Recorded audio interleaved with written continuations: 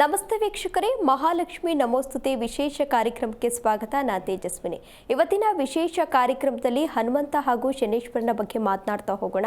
ಅಂದರೆ ಶನಿವಾರ ಆಗಿರೋದ್ರಿಂದ ಹನುಮಂತನಿಗೆ ಯಾಕೆ ವಿಶೇಷ ಪೂಜೆಯನ್ನು ಸಲ್ಲಿಸ್ತಾರೆ, ಅದರ ಜೊತೆಗೆ ಶನಿಗೂ ಹನುಮಂತನಿಗೂ ಇರುವ ನಂಟೇನು, ಇದೆಲ್ಲದರ ಬಗ್ಗೆ ಇವತ್ತಿನ ಕಾರ್ಯಕ್ರಮದಲ್ಲಿ ಮಾತನಾಡ್ತಾ ಹೋಗೋಣ. ಇದ್ರ ಬಗ್ಗೆ ಮಾತನಾಡಲಿಕ್ಕೆ ನಮ್ಮ ಜೊತೆ ಇದ್ದಾರೆ ನಾಡಿ ಜ್ಯೋತಿಷ್ಯ ಆಚಾರ್ಯರಾದಂತಹ ಡಾಕ್ಟರ್ ಅನಿಲ್ ಗುರೂಜಿ. ಅವ್ರನ್ನ ಕಾರ್ಯಕ್ರಮಕ್ಕೆ ಬರ್ಮಾಡ್ಕೊಳ್ಳೋಣ. ನಮಸ್ತೆ ಗುರೂಜಿ, ಕಾರ್ಯಕ್ರಮಕ್ಕೆ ಸ್ವಾಗತ.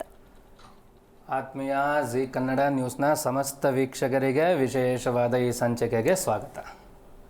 ಓಕೆ ಗುರೂಜಿ, ಶನಿವಾರ ಅಂತ ಬಂದ ಮೇಲೆ ನಾವು ಹನುಮಂತನಿಗೆ ಪೂಜೆಯನ್ನು ಸಲ್ಲಿಸ್ತೀವಿ. ಯಾಕೆ ವಿಶೇಷವಾಗಿ ಹನುಮಂತನಿಗೆ ಪೂಜೆಯನ್ನು ಸಲ್ಲಿಸಬೇಕು?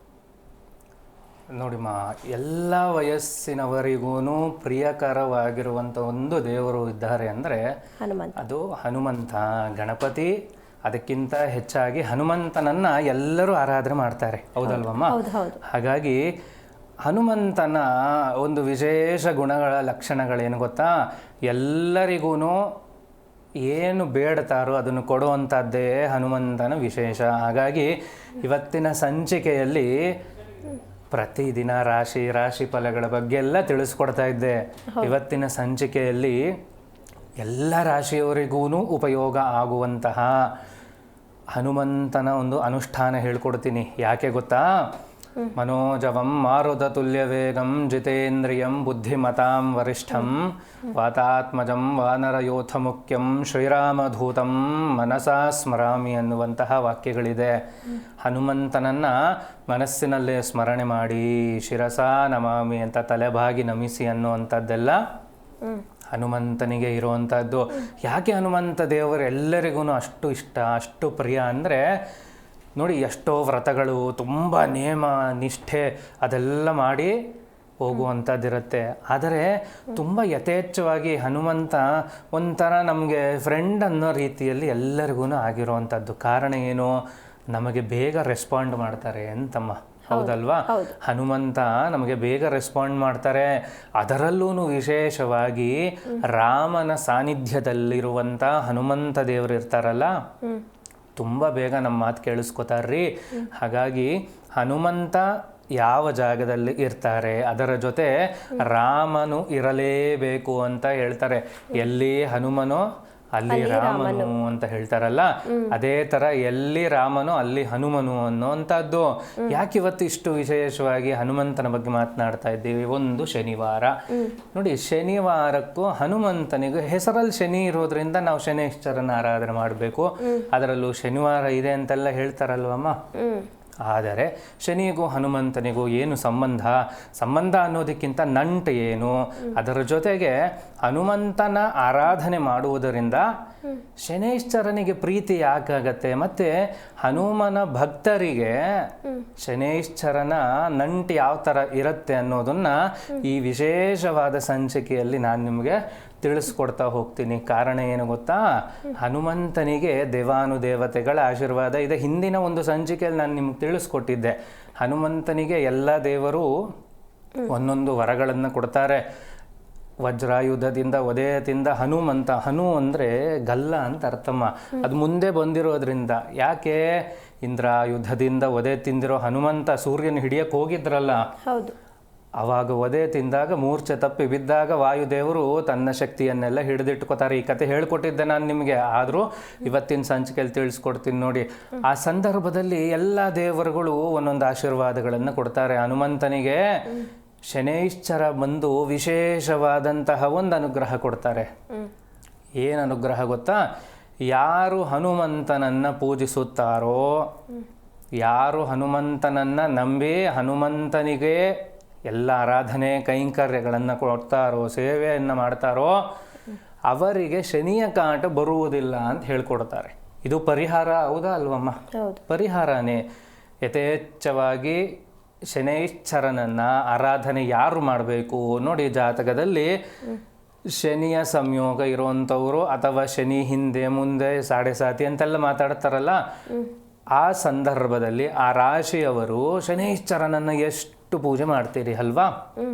ಅದಕ್ಕಿಂತ ಯಥೇಚ್ಛವಾಗಿ ಹನುಮಂತನನ್ನು ಪೂಜೆ ಮಾಡಿ. ಕಾರಣ ಏನು ಗೊತ್ತಾ? ಹನುಮಂತನಿಗೆ ಶನೇಶ್ವರನೇ ಕೊಟ್ಟಿರುವಂತಹ ವರ ಆಗಿರೋದ್ರಿಂದ ಹನುಮಂತನನ್ನು ಪೂಜೆ ಮಾಡಬೇಕು. ಹನುಮಂತನ ಪೂಜೆ ತುಂಬ ಸರಳ ವಿಧಾನಗಳಲ್ಲಿ ಹೇಳಿದ್ದಾರೆ. ಅದರ ಜೊತೆಗೆ ಹನುಮಂತನನ್ನು ಆರಾಧನೆ ಮಾಡಿದರೆ ಯಾವ ಯಾವ ಫಲಗಳು ಬರುತ್ತೆ, ಮತ್ತು ಹನುಮಂತನ ಮುಂದೆ ನಿಂತಾಗ ನೀವು ಏನು ಬೇಡ್ಕೋಬೇಕು ನೋಡಿ. ಯಥೇಚ್ಛವಾಗಿ ಗಣಪತಿಯ ಮುಂದೆ ನಿಂತಾಗ ನೀವೇನು ಪ್ರಾರ್ಥನೆ ಮಾಡ್ಕೋತೀರಿ? ನಮ್ಮೆಲ್ಲ ಕೆಲಸ ನಿರ್ವಿಘ್ನವಾಗಿ ಆಗಲಿ ಅಂತ ಪ್ರಾರ್ಥನೆ ಮಾಡ್ತೀರಿ. ಅದೇ ರೀತಿ ಈಶ್ವರನ ಮುಂದೆ ನೀವು ನಿಂತಾಗ ಏನು ಪ್ರಾರ್ಥನೆ ಮಾಡ್ತೀರಿ? ನಮಗೆ ಒಳ್ಳೆಯ ಆರೋಗ್ಯವನ್ನು ಕೊಡು, ಮೃತ್ಯು ಬರದಂಗೆ ಕಾಪಾಡು ಅಂತ ಪ್ರಾರ್ಥನೆ ಮಾಡ್ತೀರಲ್ವಾ? ಹೌದು. ಮಹಾಲಕ್ಷ್ಮಿ ಮುಂದೆ ನಿಂತಾಗ ಏನು ಕೇಳ್ಕೊತೀರಮ್ಮ? ಹಣ ಕೊಡಿ ಅಲ್ವಾ? ಯಥೇಚ್ಛವಾದಂಥ ಸಮೃದ್ಧಿಯನ್ನು ಕೊಡಿ, ಹಣವನ್ನು ಕೊಡಿ, ದೀರ್ಘ ಸೌಮಂಗಲ್ಯವನ್ನು ಕೊಡಿ, ಇದೆಲ್ಲ ಕೇಳ್ತಿರಲ್ಲ. ಹನುಮಂತನ ಮುಂದೆ ಹೋದಾಗ ಏನು ಕೇಳಬೇಕು ನಿಮಗೆ ಗೊತ್ತಿದೆಯಾ? ಅದನ್ನು ಇದೇ ಸಂಚಿಕೆ ವೀಕ್ಷಿಸ್ತಾ ಇರಿ. ಹನುಮಂತನಿಗೆ ಅವನ ಮುಂದೆ ನಿಂತಾಗ ಏನು ಪ್ರಾರ್ಥನೆ ಮಾಡಬೇಕು, ಯಾವ ಪದಾರ್ಥವನ್ನು ಸಲ್ಲಿಸಬೇಕು ಅನ್ನೋದನ್ನು ಕೆಲವೇ ಕ್ಷಣಗಳಲ್ಲಿ ನಾನು ನಿಮಗೆ ತಿಳಿಸ್ಕೊಡ್ತೀನಿ. ಓಕೆ ಗುರೂಜಿ, ಶನಿಗೂ ಹಾಗೂ ಹನುಮಂತನಿಗೂ ಇರುವ ನಂಟೇನು, ಜೊತೆಗೆ ಇವತ್ತಿನ ಪೂಜಾ ಕೈಂಕರ್ಯಗಳು ಯಾವ ರೀತಿ ಇರಬೇಕು ಹನುಮಂತನಿಗೆ? ಹೌದಮ್ಮ, ಶನಿವಾರ ಮೊದಲು ಪೂಜಾ ಕೈಂಕರ್ಯದ ಬಗ್ಗೆ ಮಾತನಾಡೋಣ. ಶನಿಗೂ ಹನುಮಂತನಿಗೂ ನಂಟು ನಾನು ಈಗಲೇ ಹೇಳ್ಕೊಡ್ತಾ ಇದ್ದೆ. ಏನು ವಜ್ರಾಯುಧದ ಸಂದರ್ಭನೂ ಹೇಳ್ಕೊಟ್ಟಿದ್ದೀನಿ. ಅದರ ಜೊತೆಗೆ ಶನೈಶ್ಚರ ಹನುಮಂತನಿಗೆ ಒಳ್ಳೆ ರೀತಿಯಾದಂಥ ಆಶೀರ್ವಾದ ಮಾಡ್ದ. ಯಾರು ನಿನ್ನ ಆರಾಧನೆ ಮಾಡ್ತಾರೋ ಖಂಡಿತವಾಗಿಯೂ ಅವರಿಗೆ ಶನಿಕಾಟ ಇರುವುದಿಲ್ಲ ಅಂತಲೂ ಹೇಳ್ಕೊಟ್ಟ. ಆದರೆ ಯಾವ ರೀತಿ ಆರಾಧನೆ ಮಾಡಿದರೆ ಶನಿಕಾಟ ಬರೋದಿಲ್ಲ ಅನ್ನುವಂಥದ್ದು ನಾನು ಹೇಳ್ಕೊಡ್ತೀನಿ. ನಿಮ್ಮ ಪ್ರಶ್ನೆ ಅದೇ ಅಲ್ವಾ ಗುರೂಜಿ? ಪೂಜಾ ಕೈಂಕರ್ಯಗಳ ಬಗ್ಗೆ ತಿಳಿಸೋದ್ರ ಬದಲು ತಿಳಿಸೋಕ್ಕೂ ಮುನ್ನ ಒಬ್ಬರು ಕಾಲ ರೆಡಿ ಇದ್ದಾರೆ, ಮಾತನಾಡ್ತಾ ಹೋಗೋಣ. ಹಲೋ ಹಲೋ ಹಲೋ, ನಮಸ್ತೆ, ಯಾರು ಮಾತನಾಡ್ತಿರೋದು? ನಮ್ಮ ಹೆಸರು ಮಾಧವಾಚಾರ್ಯ ಅಂತ. ಎಲ್ಲಿಂದ ಕರೆ ಮಾಡಿದ್ದೀರಾ ಸರ್? ಚಿಕ್ಕಬಳ್ಳಾಪುರ. ಹೌದಾ, ಯಾರ ಬಗ್ಗೆ ಕೇಳಬೇಕಿತ್ತು? ನಮ್ಮ ಮಗನ ಬಗ್ಗೆ ಕೇಳಬೇಕಿತ್ತು. ಹೌದಾ, ಗುರೂಜಿ ಇದ್ದಾರೆ, ಮಾತನಾಡಿ ಸರ್. ಸರಿ ಸರಿ. ನಮಸ್ಕಾರ. ನಮಸ್ಕಾರ ಗುರೂಜಿ. ಮಾತಾಡಿ ಸಾಹೇಬ್ರೆ, ಕೇಳಿಸ್ತಾ ಇದೆ. ನಮ್ಮ ಮಗನ ಬಗ್ಗೆ ಕೇಳಬೇಕಿತ್ತು ಗುರೂಜಿ. ಹೇಳಿ ಹೇಳಿ. 27 ಡೇಟ್ ಆಫ್ ಬರ್ತು. ಹಾಂ, 27 ಜನವರಿ 97. 22 ಜನವರಿ 27 ಜನವರಿ 1997. ಹೇಳಿ, ಸಮಯ ಗೊತ್ತಿದೆಯಾ? ಗೊತ್ತು ಗುರೂಜಿ. ಹೇಳಿ. ಮಧ್ಯಾಹ್ನ 12 ಗಂಟೆ 15 ನಿಮಿಷ. ಸ್ವಲ್ಪ ಬೇಗ ಬೇಗ ಮಾತಾಡಬೇಕು. ಸೋಮವಾರ ಹುಟ್ಟಿರೋದು? ಹೌದು ಹೌದು. ಹೇಳಿ, ಏನು ವಿಚಾರ ಇತ್ತು? ವಿದ್ಯಾಭ್ಯಾಸದ ಬಗ್ಗೆ ಕೇಳಬೇಕಿತ್ತು. ಏನು ಓದ್ತಾ ಇದ್ದಾರೆ? ಈಗ ಕಾಂಪಿಟೇಟಿವ್ ಎಕ್ಸಾಮ್ ಓದ್ತಾ ಇದ್ದಾನೆ. ಹಾಂ, UPSCಗೆ. ಸರ್ಕಾರಿ ಉದ್ಯೋಗ ಇದೆಯಾ ಇಲ್ವಾ ಅನ್ನೋಂಥದ್ದಾ? ಹೌದು ಗುರೂಜಿ. ಜಾತಕದಲ್ಲಿ ಬುಧ 4.0 ಮಾರ್ಕ್ಸಲ್ಲಿ ಹೋಯ್ತು ಓದ್ಸಲ್ಲ. ನೋಡಿ, ಜಾತಕದಲ್ಲಿ ಬುಧ ಶುಕ್ರ ಚಂದ್ರನ ಸಂಯೋಗ ಇದೆ. ಯಾವ ಕಾರಣಕ್ಕೂ ಆ ವಿದ್ಯೆಯನ್ನು ಬಿಡಬೇಡ ಅಂತ ಹೇಳಿ ಅದರಲ್ಲಿ ಯಶಸ್ಸು ಇವ್ರಿಗಿದೆಪ್ಪ, ಆಯಿತಾ? ಸರಿ ಸರಿ. ಎಲ್ಲ ಥರದ ಎಕ್ಸಾಮ್ಸ್ನು ತಗೊಳ್ಳೋದಕ್ಕೆ ಇವರು ಅರ್ಹವಾಗಿದ್ದಾರೆ. ಚೆನ್ನಾಗಿ ಓದ್ಕೊಳ್ಳೋಕೆ ಹೇಳಿ, ಒಳ್ಳೆಯದಾಗಲಿ. ಸಾಧ್ಯ ಆದಷ್ಟು ಹಯಗ್ರೀವ ದೇವರನ್ನು ಆರಾಧನೆ ಮಾಡೋದನ್ನು ಅಭ್ಯಾಸ ಮಾಡ್ಕೊಳ್ಳಿ, ಒಳ್ಳೆಯದಾಗಲಿ. ಸರಿ ಸರಿ ಗುರು. ಥ್ಯಾಂಕ್ ಯು ಸರ್, ಕರೆ ಮಾಡಿದ್ದಕ್ಕಾಗಿ. ಓಕೆ, ಲತಾ ಅಂತ ಮತ್ತೊಬ್ಬರು ಕಾಲರ್ ರೆಡಿ ಇದ್ದಾರೆ, ಮಾತನಾಡ್ತಾ ಹೋಗೋಣ. ಹಲೋ ಲತಾ ಅವರೇ, ನಮಸ್ಕಾರ. ಎಲ್ಲಿಂದ ಕರೆ ಮಾಡಿದ್ದೀರಾ? ಯಾರ ಬಗ್ಗೆ ಕೇಳಬೇಕಿತ್ತು? ನನಗೆ ಆರೋಗ್ಯ ಚೆನ್ನಾಗಿರಲ್ಲ, ಅದಕ್ಕೆ ಕೇಳೋಣ. ಓಕೆ ಓಕೆ, ನಿಮ್ಮ ಡೇಟ್ ಆಫ್ ಬರ್ತ್ ಹೇಳಿ, ಗುರೂಜಿ ಜೊತೆ ಮಾತನಾಡಿ. ಹೌದಾ, ಗುರೂಜಿ ಇದ್ದಾರೆ, ಮಾತನಾಡಿಮ್ಮ. ನಮಸ್ಕಾರಮ್ಮ. ಮಾತಾಡಿಮ್ಮ. ಪರವಾಗಿಲ್ಲ, ಮಾತಾಡಿಮ್ಮ. ನಿಮ್ಮ ಸಮಸ್ಯೆ ಏನು ಮಾತಾಡಿ. ನನಗೆ ಸ್ವಲ್ಪ ಈಗ ಒಂದು 6 ವರ್ಷದಿಂದ ಬಿದ್ದಿದ್ದೆ. ಆಮೇಲೆ ಮತ್ತೆ ಈಗ ಮೊನ್ನೆ ಈಗ ಒಂದು 3 ತಿಂಗಳಲ್ಲಿ ಬಿದ್ದ್ಬಿಟ್ಟಿದೆ ಅಮಾಸೆಯಲ್ಲಿ. ಅದು ನನಗೆ ಸ್ವಲ್ಪ ಅದೇನು ಅನ್ನೋ ವಿಚಾರ ಬೇಕಾ? ಬೆಳಗಿನ ಜಾವ 2 ಗಂಟೆ 3 ಗಂಟೆಗೆ ಎಚ್ಚರ ಆಗೋದೇನಾದರೂ ಇದೆಯಾ? ಹಾಂ, ಸ್ವಲ್ಪ ಜೋರಾಗಿ ಮಾತಾಡಬೇಕು. ಊಟ ಎಲ್ಲ ನಿಧಾನಕ್ಕೆ ಸೇರ್ತಾ ಇದೆಯಾ ಚೆನ್ನಾಗಿ, ಇಲ್ವಾ? ಊಟ ಎಲ್ಲ ಸೇರ್ತಿತ್ತೆ, ಊಟದ್ದೇನಿಲ್ಲ. ಹ್ಞೂ ಅದು ಮಂಕಾದಂಗ ಆಗ್ಬಿಡ್ತೀನಲ್ಲ, ಅವಾಗ ಬಹಳ ಸುಸ್ತಾಗ್ಬಿಡ್ತೀನಿ. ಹ್ಞೂ ಆರೋಗ್ಯದ ಪರೀಕ್ಷೆ ಮಾಡಿಸ್ಕೊಂಡ್ರೆ ಆರೋಗ್ಯದ್ದೇನು ಸಮಸ್ಯೆ ಇಲ್ವಾ? ಇಲ್ಲ. ಆರೋಗ್ಯ ಚೆನ್ನಾಗೇ ಇದೆ. ಹ್ಮ್, ಒಂದು ಕೆಲಸ ಹೇಳ್ಕೊಡ್ತೀನಿ, ಮಾಡ್ತೀರಾ? ಹೇಳಿ ಗುರುಜಿ. ನಿಮ್ಮ ಮನೆ ಹತ್ರ ಸುತ್ತಮುತ್ತ ಯಾರಾದರೂ ಪುರೋಹಿತರು ಅಥವಾ ದೇವಸ್ಥಾನಗಳಿರುತ್ತಲ್ಲ, ಅಲ್ಲಿ ಆಪನ್ ನಿವಾರಕ ಯಂತ್ರ ಅಂತ, ಏನು ಹೇಳಿ? ಆಪನ್ ನಿವಾರಕ ಯಂತ್ರ ಅಂತ. ಯಂತ್ರ ಬರೆಯೋದನ್ನು ಯಾರಾದರೂ ಕಲ್ತಿರ್ತಾರಲ್ವಾ, ಅವ್ರ ಹತ್ರ ಈ ಯಂತ್ರ ಬರ್ಸಿ ಹಾಕ್ಕೊಳ್ಳಿಮ್ಮ. ಏನೂ ಸಮಸ್ಯೆ, ದೊಡ್ಡ ಮಟ್ಟದ ಸಮಸ್ಯೆ ಏನು ನಿಮ್ಮ ಸ್ವರತರಂಗದ ಪ್ರಕಾರ ಕಾಣ್ತಾ ಇಲ್ಲ. ಎಲ್ಲಾದರೂ ವಿಚಾರಿಸಿ ಸಿಕ್ಕಲಿಲ್ಲ ಅಂದರೆ ಅಲ್ಲಿರೋ ನಂಬರ್ಗೆ ಕರೆ ಮಾಡಿ, ನಮ್ಮ ಆಶ್ರಮದಿಂದಾನೇ ಕೊಡ್ತಾರಮ್ಮ. ಒಳ್ಳೆಯದಾಗಲಿ.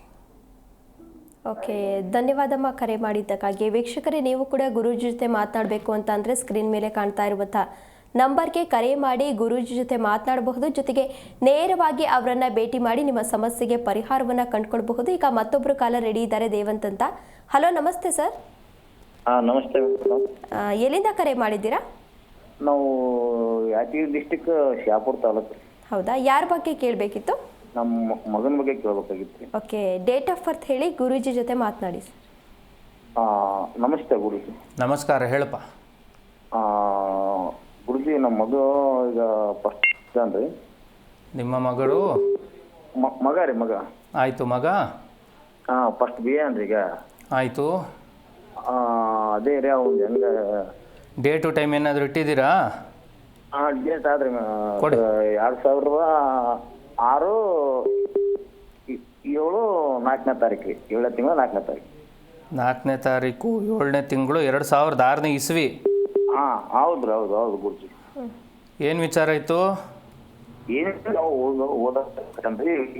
ಇಲ್ಲಿ ಪೊಲೀಸಿಗೆ ಅರ್ಜಿ ಹಾಕ್ಯಾನ್ರಿ ಆನ್ಲೈನ್ಗೆ. ಅದೇ ಒಂದು ಏನಂತ ಭವಿಷ್ಯ. ನೋಡಪ್ಪ, ಇವ್ರಿಗೆ ನೀವು ಪೊಲೀಸ್ ಕೆಲಸ ಸಿಗಬೇಕು ಅಂದರೆ ಇವ್ರ ಜಾತಕಕ್ಕೆ ಪೊಲೀಸ್ ಕೆಲಸ ಅಥವಾ ಆರ್ಮಿ ಕೆಲಸ ಈ ಥರದ್ದೆಲ್ಲ ಕುಜ ಬಲಿಷ್ಠವಾಗಿದ್ದಾನೆ. ಆದರೆ ಒಂದು ಸ್ಪಷ್ಟವಾಗಿ ಯಾವ ಎಕ್ಸಾಮ್ ತಗೋಬೇಕು ಏನು ಅನ್ನುವಂತಹ ಒಂದು ನಿರ್ದಿಷ್ಟವಾದ ಪ್ಲ್ಯಾನು ಇನ್ನೊಂದು ಸತಿ ಮಾಡ್ಕೊಳ್ಳೋಕೆ ಹೇಳಿ ಅವ್ರಿಗೆ, ಆಯಿತಾ? ಅದ್ರ ಜೊತೆಗೆ ಒಳ್ಳೆ ಅಭ್ಯಾಸ ಮಾಡಿ. ನೇರವಾದ ಮಾರ್ಗದಲ್ಲಿ ಇವರಿಗೆ ಕೆಲಸ ಸಿಗೋದಿಲ್ಲ. ಅನ್ಯ ಮಾರ್ಗ ಏನಾದರೂ ಇದೆಯಾ ಹುಡುಕಿ, ಇಲ್ವಾ ಕೆಲಸ ಮಾಡ್ತಾ ಇರಿ, ಅದ್ರ ಜೊತೆಗೆ ಪ್ರಯತ್ನ ಪಡೋದು ಸೂಕ್ತ ಅನ್ನೋದು ಜಾತಕ ಹೇಳುತ್ತಪ್ಪ. ಅದನ್ನು ಮಾಡಿ, ಒಳ್ಳೆಯದಾಗಲಿ. ಓಕೆ, ಧನ್ಯವಾದ ಸರ್ ಕರೆ ಮಾಡಿದ್ದಕ್ಕಾಗಿ. ವೀಕ್ಷಕರೇ, ನೀವು ಕೂಡ ಗುರೂಜಿ ಜೊತೆ ಮಾತನಾಡಬೇಕು ಅಂತ ಅಂದರೆ ಸ್ಕ್ರೀನ್ ಮೇಲೆ ಕಾಣ್ತಾ ಇರುವಂತಹ ನಂಬರ್ಗೆ ಕರೆ ಮಾಡಿ ಗುರೂಜಿ ಜೊತೆ ಮಾತನಾಡಬಹುದು. ಆದಷ್ಟು TV ವಾಲ್ಯೂಮನ್ನು ಕಡಿಮೆ ಮಾಡಿ, ಜೊತೆಗೆ ನೆಟ್ವರ್ಕ್ ಇರುವಂತಹ ಸ್ಥಳದಲ್ಲಿ ನಿಂತ್ಕೊಂಡು ಮಾತನಾಡೋದ್ರಿಂದ ಗುರೂಜಿ ನಿಮಗೆ ಸಲಹೆಯನ್ನು ನೀಡೋದು ಸಂಪೂರ್ಣವಾಗಿ ಕರೆಕ್ಟಾಗಿ ಕೇಳಿಸುತ್ತೆ. ಜೊತೆಗೆ ನೀವು ಕೂಡ ನೇರವಾಗಿ ಗುರೂಜಿ ಅವರನ್ನು ಭೇಟಿ ಮಾಡಿ ಪರಿಹಾರವನ್ನು ಕೂಡ ಕಂಡುಕೊಳ್ಬಹುದು. ಗುರೂಜಿ, ನಾವು ಆಗಲೇ ಹನುಮಂತನ ಪೂಜಾ ಕೈಂಕರ್ಯಗಳ ಬಗ್ಗೆ ಮಾತನಾಡ್ತಾ ಇದ್ವಿ, ಮುಂದುವರಿಸ್ಬೋದಾ? ಹನುಮಂತನಿಗೆ ಪೂಜೆ ನಿಮ್ಮ ಪದ್ಧತಿ ಪ್ರಕಾರ ಮಾಡ್ತೀರಿ ಅಲ್ವಾ? ಅದರಲ್ಲೂ ಶನಿವಾರ ಮಂಗಳವಾರ ವಿಶೇಷವಾಗಿ ಹನುಮಂತನನ್ನು ಆರಾಧನೆ ಮಾಡುವಂಥದ್ದು. ನೋಡಿ, ನಾನು ಹೇಳಿಕೊಡುವಂಥ 2 ಕೆಲಸಗಳನ್ನು ಮಾಡಿ.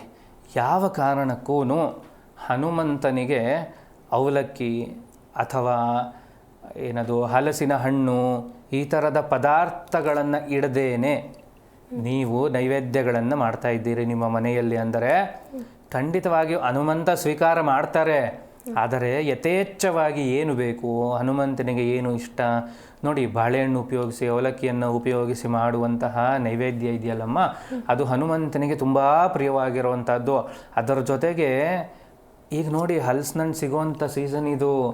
ಈ ಸಮಯದಲ್ಲಿ ಹಲಸಿನ ಹಣ್ಣುಗಳನ್ನು ಭಗವಂತಗೆ ನೈವೇದ್ಯ ಮಾಡುವಂಥದ್ದು ಯಥೇಚ್ಛವಾದಂತಹ ಪುಣ್ಯ ಕರ್ಮಗಳು ನಿಮಗೆ ಸಿಗುವಂಥದ್ದೇ ಆಗಿರುತ್ತೆ. ಅದರಲ್ಲೂ ಹನುಮಂತನಿಗೆ ವಿಶೇಷವಾಗಿ ಈ ರೀತಿಯ ಪದಾರ್ಥಗಳನ್ನು ಕೊಡಿ. ಯಾಕೆ ಗೊತ್ತಾ, ಹನುಮಂತ ಆ ತೊಳೆಗಳನ್ನು ಬಿಡಿಸಿ ಅದರಲ್ಲಿ ರಾಮನನ್ನು ಹುಡುಕೋದು ತುಂಬ ಸಂತೋಷವಾಗಿರುವಂಥ ಕೆಲಸ ಅಂತೀರಿ. ಹಾಗಾಗಿ ಹಲಸಿನ ಹಣ್ಣು ತುಂಬ ಪ್ರಿಯವಾಗಿರುವಂಥದ್ದು ಹನುಮಂತ ದೇವರಿಗೆ. ಅದನ್ನು ಸಮರ್ಪಣೆ ಮಾಡುವುದರಿಂದ ಹನುಮಂತ ನಿಮಗೆ ಕೇಳಿದ್ದನ್ನು ಕೊಡ್ತಾನೆ. ಅದರ ಜೊತೆ ಹನುಮಂತನನ್ನು ಏನು ಪ್ರಾರ್ಥನೆ ಮಾಡಬೇಕು ಗೊತ್ತಾ?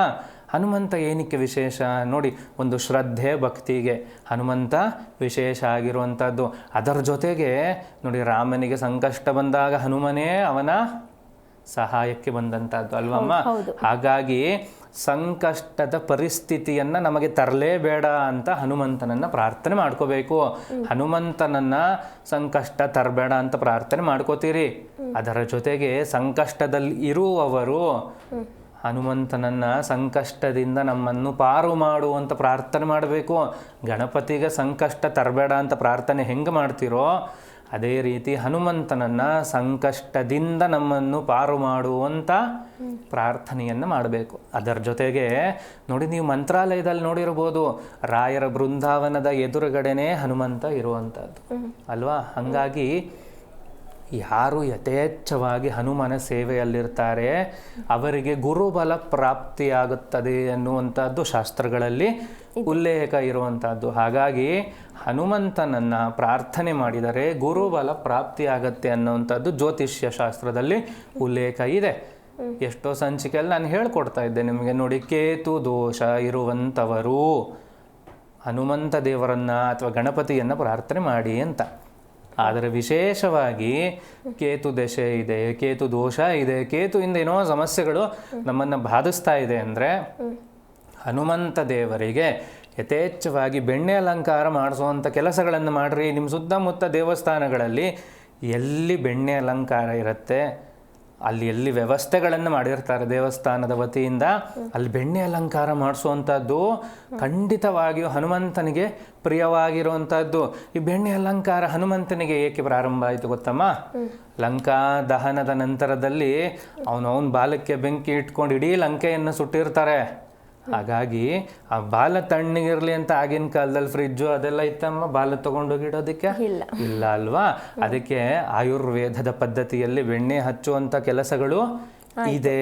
ಹಾಗಾಗಿ ಆವಾಗ ಪ್ರಾರಂಭ ಆಗಿರುವಂಥ ಕೆಲಸ ಇವತ್ತಿಗೂ ಕೂಡ ಬಂದಿರುವಂಥದ್ದು. ಯಾಕಿಷ್ಟು ವಿಷಯ ಹೇಳ್ಕೊಡ್ತಾ ಇದ್ದೀನಿ ಅಂದರೆ ಎಲ್ಲ ಅಲಂಕಾರಗಳಿಗೂ ಒಂದೊಂದು ಸಿದ್ಧಿಯನ್ನು ಭಗವಂತ ಖಂಡಿತವಾಗ್ಲೂ ಕೊಟ್ಟಿದ್ದಾನೆ.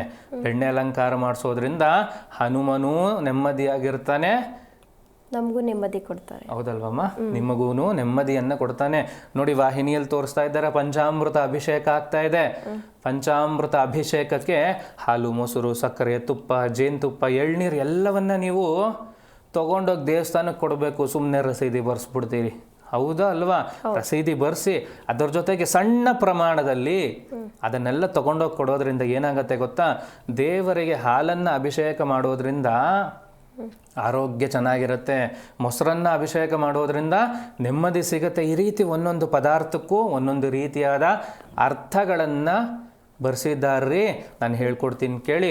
ಮಹಾಲಕ್ಷ್ಮಿ ದೇವಸ್ಥಾನಗಳಲ್ಲಿ ಫಲಪಂಚಾಮೃತ ಅಭಿಷೇಕ ಆದಮೇಲೆ ಅರಿಶಿಣವನ್ನು ಕಲಸಿ ದೇವ್ರ ಮೇಲೆ ಹಾಕ್ತಾರೆ, ಹೌದಲ್ಲಮ್ಮ? ನೋಡಿದ್ದೀರಾ?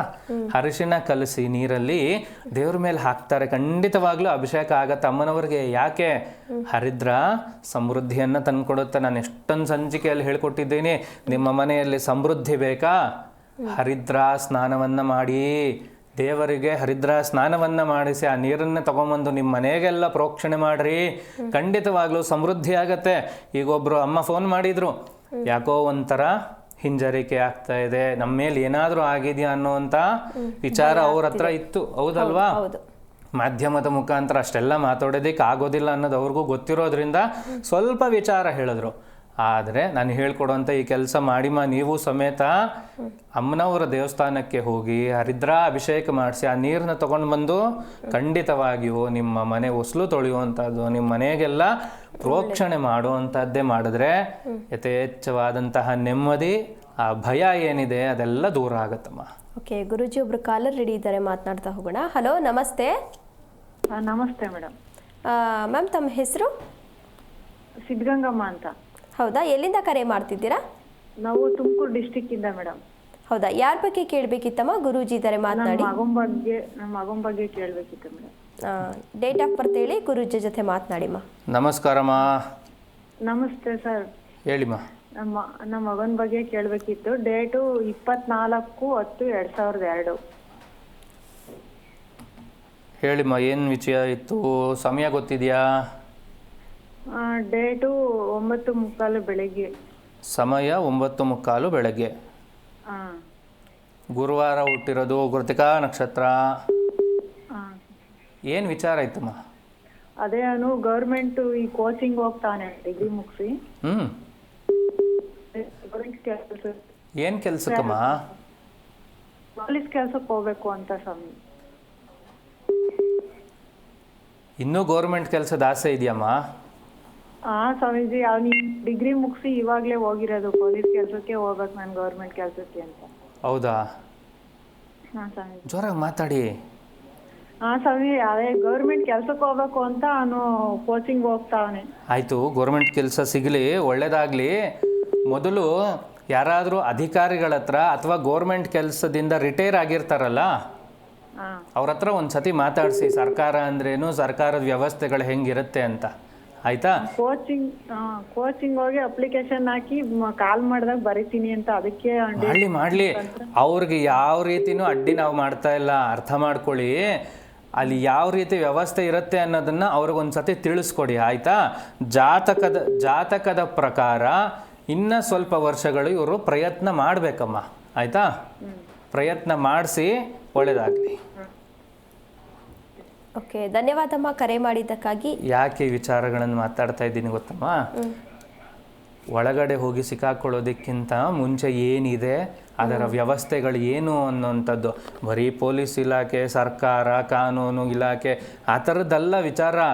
ಯಾವುದೇ ಕೆಲಸ ಆಗಿರಲಿ, ಫಸ್ಟು ಅದರ ಬಗ್ಗೆ ಕೂಲಂಕುಷವಾಗಿ ಪರಿಶೀಲನೆ ಮಾಡಿ ಇನ್ಫಾರ್ಮೇಷನ್ ತಗೋಬೇಕು ಅಲ್ವಾ? ಒಂದು. ಎರಡನೇದು, ಅದರಲ್ಲೇನೆ 30-35 ವರ್ಷ ಸರ್ವಿಸ್ ಮಾಡಿರೋರು ಇರ್ತಾರಲ್ಲ, ಅವ್ರ ಹತ್ರ 10 ನಿಮಿಷ ಕೂತು ಮಾತಾಡಿ, ಯಾವ ಇಲಾಖೆ ಅಥವಾ ಯಾವ ಡಿಪಾರ್ಟ್ಮೆಂಟು ಯಾವ ರೀತಿ ಕೆಲಸ ಮಾಡತ್ತೆ, ಅದನ್ನು ತಡೆಯುವಂಥ ಶಕ್ತಿ ನಮಗಿದೆಯಾ, ನಮ್ಮನ್ನು ತಡೆಯೋ ಶಕ್ತಿ ಅದಕ್ಕಿದೆಯಾ ಅನ್ನುವಂಥದ್ದನ್ನು ಕೂಲಂಕುಷವಾಗಿ ಪರಿಶೀಲನೆ ಮಾಡಿ ಮುಂದುವರಿಯಿರಿ ಅನ್ನೋದು ನನ್ನದೊಂದು ಚಿಕ್ಕ ಸಲಹೆ ನಿಮಗೆ ಅಷ್ಟೇ. ಓಕೆ ಗುರೂಜಿ, ಇದೀಗ ಸರೋಜಾ ಅಂತ ಮತ್ತೊಬ್ರು ಕಾಲರ್ ರೆಡಿ ಇದ್ದಾರೆ. ನಮಸ್ತೆ ಮಾ. ಸರೋಜಾ ಅವರೇ, ನನ್ನ ಧ್ವನಿ ಕೇಳಿಸ್ತಾ ಇದೆಯಾ? ಕಾಲ್ ಕಟ್ಟಾಗಿದೆ ಅನಿಸುತ್ತೆ ಗುರೂಜಿ. ನೀವಾಗಲೇ ಪೂಜಾ ಕೈಂಕರ್ಯಗಳ ಬಗ್ಗೆ ತಿಳಿಸ್ತಾ ಇದ್ರಿ. ಇನ್ನು ಹನುಮಂತರನ್ನು ಪೂಜಿಸಿದರೆ ಯಾವುದೇ ರೀತಿ ಗ್ರಹದೋಷ ಬರೋಲ್ವಾ? ಯಾವುದೇ ರೀತಿ ಗ್ರಹ ದೋಷಗಳು ಬರಲ್ಲ ಅನ್ನೋದಕ್ಕೆ ಒಂದು ಸ್ಪಷ್ಟವಾದ ಉದಾಹರಣೆ ಏನು ಗೊತ್ತಾ? ನೋಡ್ರಿ, ಜಾತಕಗಳಲ್ಲಿ ಶನಿಗೆ ತುಂಬ ಪ್ರಬಲವಾದಂತಹ ಸ್ಥಾನ ಇರುವಂಥದ್ದು. ಯಾಕೆ ಗೊತ್ತಾ? 2.5 ವರ್ಷ ಒಂದೇ ರಾಶಿಯಲ್ಲಿ ಕೂತು ಆಳುವಂತಹ ಗ್ರಹ ಶನೇಶ್ಚರನೊಬ್ಬನೇ. ನೋಡಿಮ್ಮ, ಸಂಪತ್ತು ಬರಕ್ಕೊಂದು ಸತಿ ಶುರುವಾಗಿ 2.5 ವರ್ಷ ನಿಮ್ಮ ಜೀವನದಲ್ಲಿ ಸಂಪತ್ತು ಬರ್ತಾ ಇದೆ ಅಂದರೆ ಸಾಕಾಗಲ್ವಮ್ಮ ಜೀವನ ಮಾಡೋಕ್ಕೆ? ಹೌದು. ಅದೇ ರೀತಿ 2.5 ವರ್ಷ ಒಂದೇ ಥರವಾದ ಸಮಸ್ಯೆ ಬರ್ತಾ ಇದೆ ಅಂದರೆ ಬೇಜಾರಾಗುತ್ತಾ ಇಲ್ವಮ್ಮ? ಬೇಜಾರಾಗುತ್ತೆ. ಆದರೆ ಅದೇ ಶನಿಗ್ರಹ ಹನುಮಂತನಿಗೆ ನಿನ್ನ ಭಕ್ತರಿಗೆ ನಾನು ಏನೂ ಮಾಡಲ್ಲಪ್ಪ ಅಂತ ಹೇಳಿದ್ದಾನೆ. ಹಾಗಾಗಿ ಯೋಚನೆ ಮಾಡಿ, ಶನೇಶ್ವರನಿಗೆ ನೀವು ಎಷ್ಟು ತಲೆಬಾಗಿ ಶಿರಬಾಗಿ ನಮಸ್ಕಾರ ಮಾಡ್ತೀರೋ ಅದಕ್ಕಿಂತ ಸ್ವಲ್ಪ ಜಾಸ್ತಿ ಹನುಮಂತನಿಗೆ ಶಿರಬಾಗಿ ನಮಸ್ಕಾರಗಳನ್ನು ಮಾಡಿದ್ರೆ ನಿಮ್ಮ ಬೇಡಿಕೆನೂ ಡಬಲ್ ಆಗುತ್ತೆ. ಹನುಮನ ಆಶೀರ್ವಾದ ಸಿಕ್ಕಿದಾಗ ನಿಮ್ಮ ಜೀವನನೂ ಇನ್ನೂ ಚೆನ್ನಾಗಿ ನೆಮ್ಮದಿಯಾಗಿರುತ್ತೆ. ಹೌದಾ ಅಲ್ವಮ್ಮ? ಹೌದು. ಹಾಗಾಗಿ ಹನುಮಂತನನ್ನು ಯಥೇಚ್ಛವಾಗಿ ಪ್ರಾರ್ಥನೆ ಮಾಡಿ, ಅದರ ಜೊತೆಗೆ ವಿಶೇಷವಾಗಿ ನೀವೇನು ಎಳ್ಬತ್ತಿ ಹಚ್ತಾ ಇದ್ದೀರಿ ಅಲ್ವಾ, ಧನುರ್ಮಾಸ ಪ್ರಾರಂಭ ಆಗ್ತಾ ಇದೆ ರೀ 16ನೇ ತಾರೀಕಿಂದ. ಹನುಮನ ದೇವಸ್ಥಾನದಲ್ಲಿ ಇರುವಂತಹ ನವಗ್ರಹಗಳಿಗೆ ಹೆಚ್ಚಿನ ಪ್ರಾಮುಖ್ಯತೆ ಇರುತ್ತೆ. ಯಾಕೆ ಗೊತ್ತಾ? ಓನರ್ ಅಲ್ಲೇ ಇದ್ದಾರೆ, ಕೆಲಸದವ್ರು ಕೆಲಸ ಮಾಡ್ತಾ ಇದ್ದಾರೆ ಅಂದಾಗ ಭಯ ಇದ್ದೇ ಇರುತ್ತಾ ಇರಲ್ವಾ? ಅದೇ ಥರನೇ ದೇವರು ಅಲ್ಲೇ ಇದ್ದಾರೆ, ನವಗ್ರಹ ಇಲ್ಲೇ ಇದೆ. ಅದರಲ್ಲೂ ನವಗ್ರಹಗಳನ್ನೇ ನೋಡಿಕೊಳ್ಳುವಂತಹ ಹನುಮಂತ ಅಲ್ಲಿರೋದ್ರಿಂದ ಹನುಮನ ದೇವಸ್ಥಾನಗಳಲ್ಲಿ ಇರುವಂತಹ ನವಗ್ರಹಗಳ ಪ್ರದಕ್ಷಿಣೆ ಜೊತೆಗೆ ಶನಿಯ ಮುಂದೆ ಎಳ್ಳು ಬತ್ತಿಗಳನ್ನು ಹಚ್ಚೋದ್ರಿಂದ, ಹನುಮನ ದೇವಾಲಯಗಳಲ್ಲಿ ವಿಶೇಷವಾಗಿ ಈ ಕೆಲಸ ಮಾಡುವುದರಿಂದ ಎಳ್ಳು ಕರ್ಮಕಾರಕ ಶನಿ, ನಮ್ಮ ಕರ್ಮಗಳನ್ನೆಲ್ಲ ನಿವಾರಿಸು ಭಗವಂತ ಅಂತ ಎಳ್ಳು ಬತ್ತಿ ದೀಪ ಹಚ್ಚುವಂಥದ್ರಿ, ಎಳ್ಳೆಣ್ಣೆ ಹಚ್ಚುವಂಥದ್ದು. ಇದೇ ವಿಧಾನಕ್ಕೋಸ್ಕರ ಇದೇ ಪ್ರಾರ್ಥನೆ ನಿಮ್ಮದಾಗಿರಬೇಕು. ಅರ್ಥ ಆಯ್ತಲ್ಲ? ಈ ಸಂಚಿಕೆ ನಿಮ್ಮೆಲ್ಲರಿಗೂ ವಿಶೇಷವಾದ ಮಾಹಿತಿ ಸಿಕ್ತು ಅಂತ ಅನ್ಕೋತೀನಿ. ಓಕೆ, ಧನ್ಯವಾದ ಗುರೂಜಿ ಕಾರ್ಯಕ್ರಮದಲ್ಲಿ ಭಾಗಿಯಾಗಿ ಇವತ್ತಿನ ವಿಶೇಷತೆ ಬಗ್ಗೆ ತಿಳಿಸ್ಕೊಟ್ಟಿದ್ದಕ್ಕಾಗಿ. ಎಲ್ಲರಿಗೂ ಒಳ್ಳೆಯದಾಗಲಿ. ಹನುಮಂತನ ಆರಾಧನೆ ಯಥೇಚ್ಛವಾಗಿ ಮಾಡಿ, ಹನುಮಂತನ ಆಶೀರ್ವಾದದಿಂದ ನವಗ್ರಹಗಳ ಕಷ್ಟ ಸಂಕಷ್ಟಗಳು ನಿಮ್ಮ ಮೇಲೆ ಬರದೇ ಇರಲಿ ಅಂತ ನಾನು ಪ್ರಾರ್ಥನೆ ಮಾಡ್ತೀನಮ್ಮ. ಒಳ್ಳೆಯದಾಗಲಿ. ಓಕೆ, ನೋಡಿದ್ರಲ್ಲ ವೀಕ್ಷಕರೇ, ಇದಾಗಿತ್ತು ಈ ಹೊತ್ತಿನ ವಿಶೇಷ ಕಾರ್ಯಕ್ರಮ. ಇನ್ನು ಹೆಚ್ಚಿನ ವಿಶೇಷ ಕಾರ್ಯಕ್ರಮಗಳಿಗಾಗಿ ನೋಡ್ತಾ ಇರಿ ಜಿ ಕನ್ನಡ ನ್ಯೂಸ್, ಸತ್ಯವೇ ಸುದ್ದಿಯ ಜೀವಾಳ. ಹೆಚ್ಚಿನ ಮಾಹಿತಿಗಾಗಿ ಸಂಪರ್ಕಿಸಿ ಡಾಕ್ಟರ್ ಅನಿಲ್ ಗುರೂಜಿ, ಆನಂದ ಸೇವಾ ಸದನ ಟ್ರಸ್ಟ್, ವೃದ್ಧಾಶ್ರಮ ಮತ್ತು ಪುನರ್ವಸತಿ ಕೇಂದ್ರ, ಜವರೇಗೌಡ ನಗರ, ರಾಜರಾಜೇಶ್ವರಿ ನಗರ, ಬೆಂಗಳೂರು 560098. ದೂರವಾಣಿ ಸಂಖ್ಯೆ 9663590911.